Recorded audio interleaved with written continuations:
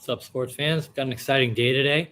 Got game 2 of the NL Championship Series, Phillies Padres, and game 1 of my Yankees versus the Astros. That's a fun series, Yankees Astros. Most of America wants both teams to lose, so suck it, you guys. One of us is going to win. You guys got your way. The Dodgers already lost. Another big behemoth about to go down as well. What's funny about that narrative is everyone's like, "Oh, poo! It's the Padres and Phillies in the ALCS. Who wants to see that?" So you don't want the Astros, Yankees, and Dodgers to advance, but then when they lose, you're disappointed with the teams. And the Phillies and Padres are like extremely star-studded. Like the Padres have Musgrove, who's been absolutely dominant. Josh Hader, who's like as well known of a reliever as we've had in the past few years, and then Soto, Machado, like that's star power. And then the Phillies, oh my God, the Phillies. Like Bryce Harper, Soto is enough right there. Like that was literally Bryce and Soto were on the Nationals together, and then Bryce leaves to go to the Phillies, and then the Soto beats the Astros in the World Series the next year. So if either one of those teams plays the Astros in the World Series, that's a great storyline. But yeah, so the Phillies have Nola and Wheeler, who were both dogged as all-stars this year. The playoffs, they're absolutely showing they're all-stars. JT Realmuto is hands down the best catcher in baseball. Harper's a star, and then Castellanos is a year removed from being a star, or 2 years. Rhys Hoskins is good. John Segura is a nice contributor. Alec Boehm is a nice up-and-coming player. Former third overall pick, 6'5" third baseman who's comped like a less powerful Chris Bryant. Like that's a fun team. Like I don't know why everyone's saying that's not a team you want to watch in the playoffs. Like if you want small ball, you've got your Seguras and your Bohms and stuff. If you want your stars, you've got your Harper, and then Realmuto and their backup catcher, Garrett Stubbs, are two of the most athletic like catchers in baseball, fastest sprint speeds. I actually worked with Garrett Stubbs' cousin, Jesse, at Marin Brewing Company. So fun stuff. He was just a backup catcher on the Astros at the time. I had no idea he was any good. And now, I don't know if people realize this, Garrett Stubbs is like a stud at 29 now. Here are his stats for this year. Granted, he only played 46 games back in Real-Muto. 264 batting average, 812 OPS, which from an OPS plus of 128 today's game. And that's for an average person. It doesn't factor in he's a catcher. So for a catcher, that's more like an OPS plus of like 150. 812 OPS is going to be top 5 this year for a catcher for sure. And dude is fast and a decent fielder. It's like Will Smith, who's like a hitter first catcher, is also around that number. Like probably like an 850, 860 OPS, I would guess. He had an off year this year. That I'm like, he's not 6'5". That is the Astros pitcher. Also didn't know he was 6'5". I didn't know he was just 5'10". He had an 807 OPS this year. So yeah, it was his career average is 856, so more in line. But being a catcher takes a toll. Garrett Stubbs had an 812 OPS. And again, Stubbs played 46 games. Smith played 137. So of course Smith is more impressive. I'm more just saying the Phillies aren't some boring team. They have 2 fast catchers, which is fun, and a great transition to the Yankees ALCS roster. Fast catchers. So we had Kyle Higashioka and Jose Trevino in the last one. And, I was talking about whether Kiner Falefa or Peraza should make the roster. I don't remember what I said. Maybe I said Jose Peraza should make the roster. I did say that, and I was right. And he's on the roster now. Anyways, let's see the Yankees ALDS stats. And I was definitely calling it the wild card series last time. It was definitely it was the ALDS last time. So full stats. Harrison Bader killed it. And up with that 1256 OPS off those 3 home runs. But catchers, Trevino, 1 for 11 with a 174 OPS. That's the most disgusting stat I've ever heard in my entire life. Oh my barf. And Higashioka went 0 for 3 with a walk. So our catchers went a combined 1 for 14 with 1 walk. Carpenter went 0 for 2, Marwin went 0 for 1, Hicks went 0 for 3. So people I were like, don't really need them on the roster. Locastro did have a clutch stolen base, by the way. So Locastro ended up saying he could make it. Marwin said he shouldn't have. He's now been kicked off. And then now Higashioka. If he played 2 games and had 3 at-bats, and I believe one of those games is because we pinch hit for Trevino, and probably both of them because he only had 3 at-bats. So why doesn't IKF just be our pinch hitter, pinch runner, and then leave Higashioka off the roster. I mean, IKF played catcher for an entire year. He may not be elite at it, but it's not like we're talking about who was that? The Dodgers versus the Padres, where the Dodgers are just going to steal every time Yu Darvish has the ball. The Astros aren't going to steal many bases.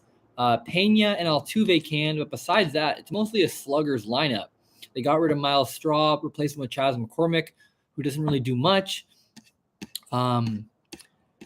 IKF last fielded full-time in 2019, played 38 games. So maybe he's not actually that good of a catcher, only had 35 games in 2018.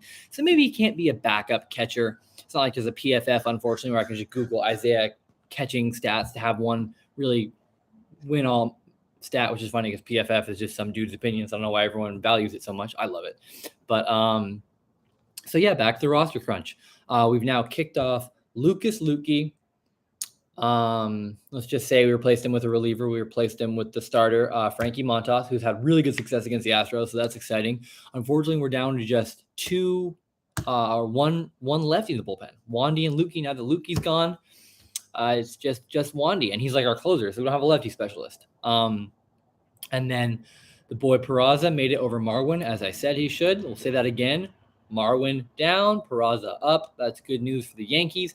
And then what was the third change as well? There's a third one, which is really not as exciting as those two. Well, leaving off LeMahieu and Marinaccio, but those are mostly just injury things. Oh, the other guy who should make it, Greg Weisser. So then, Hicks, because Hicks is hurt.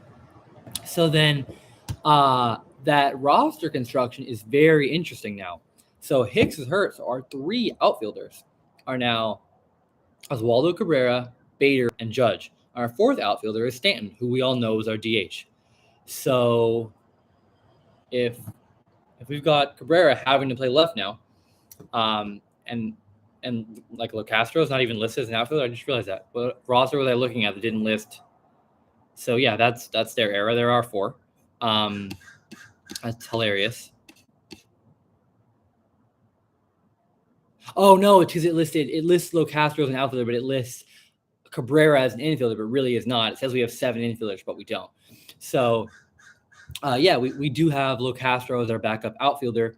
But yeah, it pretty much all says that Peraza is going to be starting and IKF is going to be the backup. So if IKF is the backup, I really think he could take Higashioka's spot.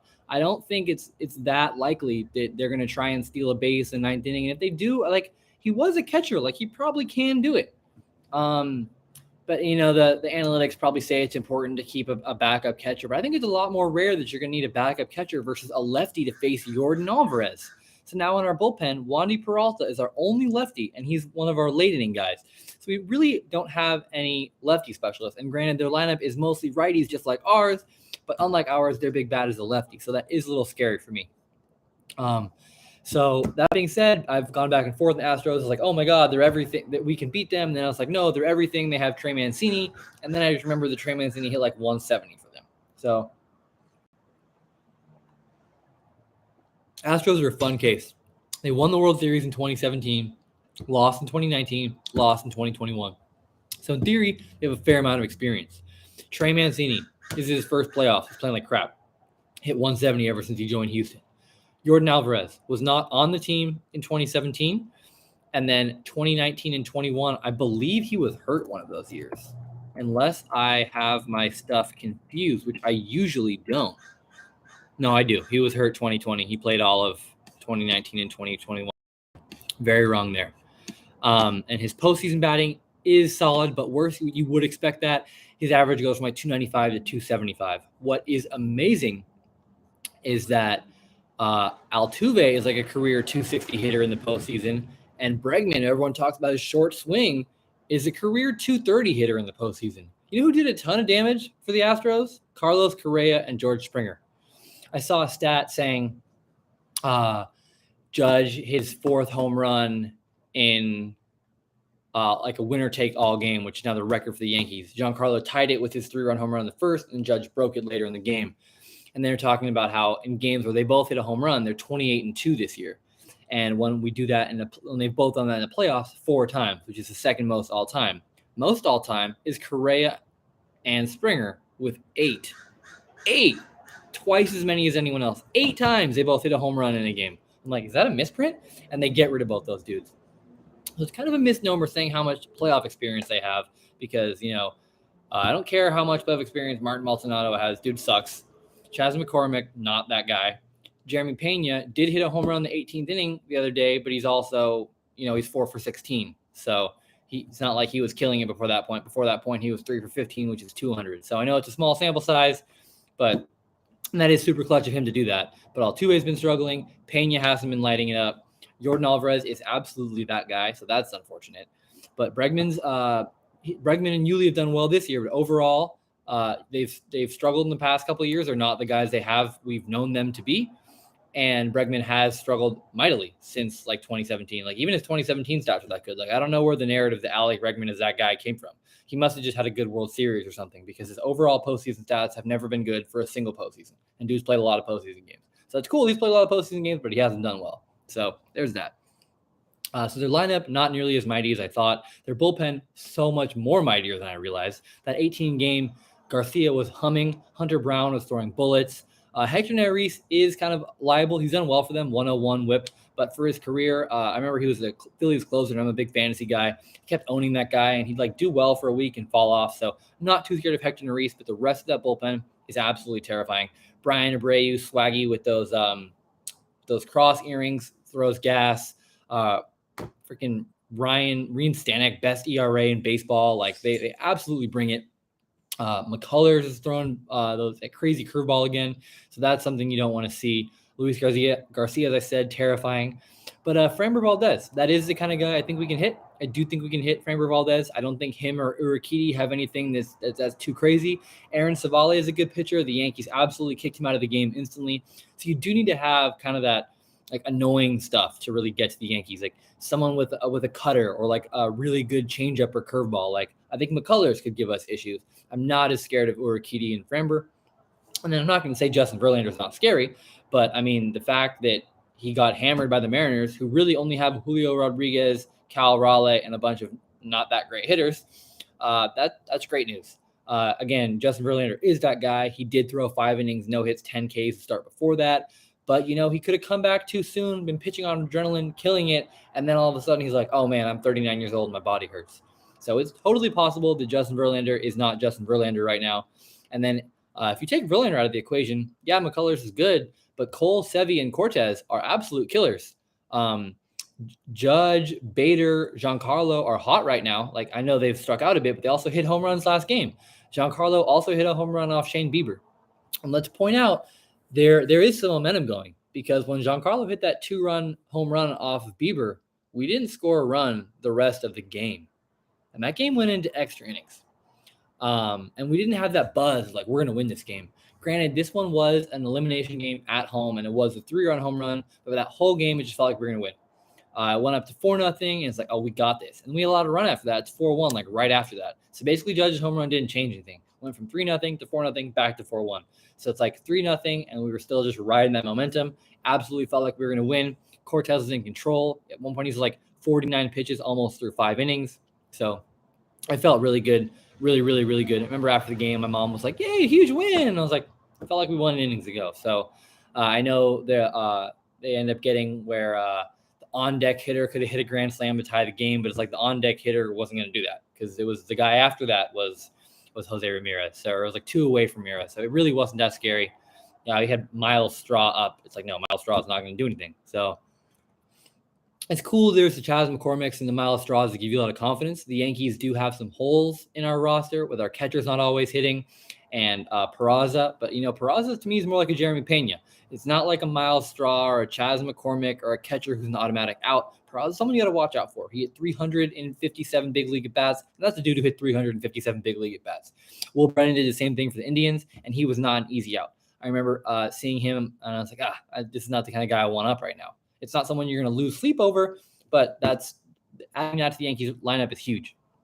So if you go down, pretty much everyone's doing competitive at bats right now. I had those Yankees stats pulled up, and yes, Cabrera was absolute poop. I did not realize that Oswaldo went 2 for 19 with 10 strikeouts. That's god awful. And Judge struck out 11 times with 20 at bats. But Torres only struck out 3 times in 19 at bats. Rizzo hit 294 with a 958 OPS. Donaldson, he looked decent. Didn't look bad at all. 4 walks to 6 Ks. Giancarlo, his numbers are awful, but he also hit a screaming line drive off of Karinchak after Judge had that RBI single. So his 500. Oh, that's his slugging percentage. 711 OPS. So for the playoffs, not that bad. Bader again on fire. IKF did hit 273. So short compact swing. That's kind of dude who can play in the playoffs. And then Carpenter, again, only went over 2, but the dude was locked in before. So those are some dudes, and the people who are struggling are our best hitters. So it's you're not going up facing Oswaldo oh, he's struggling, I got this. No, you're still not looking forward to facing that guy. Whereas the Astros definitely have, I would say, some holes in their lineup.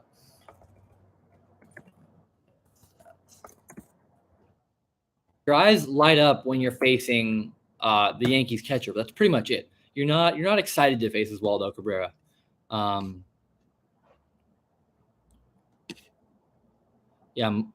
Maldonado and Vasquez both had 286 OPSs. Trey Mancini had a 143 OPS, and Altuve went 0 for 16 with a walk. Jake Myers also can't hit. David Hensley also can't hit. So someone I haven't mentioned this entire time is Kyle Tucker. Sorry for not talking about you, Kyle Tucker. I'm also sorry for dogging Chas McCormick so horrendously. Dude did go 2 for 7 with a 286 average. So that is fine, but he has no power. So that's not someone who scares me. And also sorry for dogging you, Kyle Tucker. You were a totally solid baseball player. Sweet lefty swing with some power. You're the kind of guy who could run into a home run. I just don't really fear you and have never chased you in fantasy. And you struck out 7 times in 15 at bats. So that's not scary to me. The fact that you guys couldn't score a run against the Mariners for 17 innings shows that you aren't some clutch behemoth that can't be beaten. The Mariners literally almost beat you in every game. The first game they went out to a huge lead in Verlander. Game 2 was just 4-2, and then game 3 took 18 innings to go down. So this Astros team is not an Astros team from the past. They are missing Correa and Springer. Their pitching, again, is foolish, but even good pitching Karinchak and Clase couldn't stop us, and there's no one who can rival Karinchak and Clase. That's next level filthy. And Judge screamed one up the middle off of Karinchak, and then the next batter, Giancarlo, or 2 batters later, Giancarlo lines out to left. So good hitting can hit good pitching. We do match up decently well in this. Yankees just need to take one of the first 2 games in Houston, because then game 3 goes into New York. So if Cole takes him game 3, then we're up 2-1. So that's really all I'm hoping for. It would be nice, since we've been playing hard, it'd be nice to get game 1. I just want game 1 or game 2, but I'm going to go out and say the Yankees win game 1, lose game 2, take game 3. Let's just do some quick hits, things I forgot about. Rooting against the Dodgers. I know we all want to hate the behemoth, and I wanted the Dodgers to lose, also because I want the Yankees to win. So whoever's playing the Dodgers, I want them to beat them. But it was weird. I was I like all their pitchers. Kershaw Darvish game. I like both those dudes. I didn't want either of them to blow it. And then Kershaw comes out and Blake Treinen comes in. I mentioned him. The pitching ninja. I guess I didn't forget this. Maybe I got distracted and didn't finish the thought. Dude was throwing 98 with the sinker slider. Absolute filth. Definitely look it up. Sorry, that's twice I've done that now. But I felt bad rooting for him. He's throwing 92. I was I don't need a home run off this guy. He's rehabbing in the playoffs. And then fortunately, Trey Turner made an error. I was actually praying for a Dodgers error. I was I need them to lose, but I don't want their pitchers to feel bad, because Tommy Conley, ex-Yankee. Fortunately, Trey Turner made an error. Bruce Dark-Adderall allowed an unearned run, which is awesome because I love that dude, pumping out 102 sinkers. He made an awesome cat-like fielding play on a bunt. So that play was cool. And then the one I really did forget was Robert Suarez. Definitely going to admit, I used to confuse him and Ranger Suarez. Did not know who Robert Suarez. Dude has it. 99, 100, 101 mile an hour balls, getting double play balls, strikeouts when needed. Just he was a guy. We talked about it being Nick Martinez. Talked about it being Josh Hader. When they needed an out, it was Ranger Suarez. Dude's got the goods. It's scary to think he was just pitching in Mexico a year ago, and then Japan after that. Dude's stats must have been crazy over there. He's really got it going on. So there are people who kind of make their name, get known. Trey Mancini's an option for him. He's been stuck in Baltimore this whole time. Now he's on a world championship caliber team. He's absolutely pooping the bed. Whereas Ranger Suarez has really taken the time to make his name known. Juan Soto did that a couple years ago for the Nationals in 2019. Hopefully he doesn't do that here. But I don't really care who wins that because the Padres kind of have a scarier team, and they have pitchers for days. But like a Blake Snell is hittable, whereas Nola and Wheeler, I don't know how I stopped talking about them before. Those dudes are an elite company right now. They've both thrown a game with 6 innings, no runs or less. Actually, they've both thrown 2 of them. And that's before Nola pitches today. Yesterday, Wheeler and the Phillies hit the Padres. And that was just Will Myers. So no Soto, no Machado, just one Will Myers hit. Here are the 4 pitching duos who have combined for 2 6 innings or less, no run starts in an entire playoffs.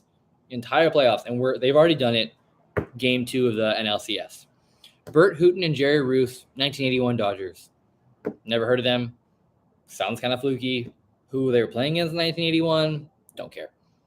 91 Braves, starting to get some more impressive territory. Barry Bonds is alive, playing. John Smoltz and Steve Avery. Don't know who Steve Avery is. It just shows I'm born in 1991. Not a knock on Steve Avery. John Smoltz is filth. 5 years later, Braves again. Smoltz and Greg Maddux. That's legendary. If you're mentioned doing things that Smoltz and Greg Maddux are doing, you're good. And then 2000, my Subway Series champs, Andy Pettitte and Roger Clemens. Let's go. I love it. As a youngin', I didn't actually realize how old Clemens was. Now that Jarrett Cole broke the Yankees strikeout record, I was like, how did Roger Clemens never do that? Turns out Roger Clemens was 34 when he joined the Yankees. So him putting up numbers for the Yankees is impressive. Go steroids. It really does a lot. But it just shows how crazy good Nola and Wheeler are. The way this series plays out, I guess I actually might want the Phillies to win because they're all going to have full rest. So they can go 2 starts. They just have to win the Nola and Wheeler starts and win the series 4-3, lose the rest of them. But then it probably won't play out that way. If that means one of them pitch in game 7, so the other one probably wouldn't be ready till game 3. So maybe I just found out in the moment. I do want the Phillies to win because the Padres did also buy their team a little more.